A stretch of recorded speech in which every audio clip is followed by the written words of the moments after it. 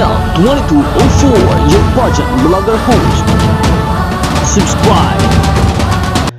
Magandang araw Pilipinas and good day pageant lovers. Update for our MUPH 2026. Hindi talaga nauubusan ng pasabog ang Miss Universe of Philippines La Union na talagang palaban at kitang-kita ang consistency sa bawat atake niya sa Miss Universe of Philippines 2026 competition.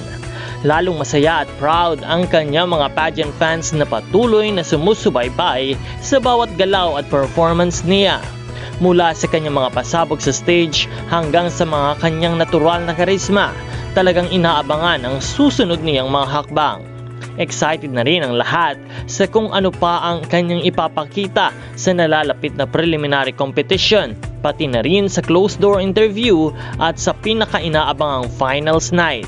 Kaya naman, mananatiling nakaabang para sa mas marami pang updates tungkol sa Miss Universe Philippines 2026. At huwag kalimutan na mag-subscribe sa channel na ito para lagi kayong updated sa mga latest na balita at ganap sa pageant world.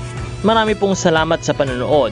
And once again, panoorin po natin Miss Universe Philippines La Union in her new pasabog video.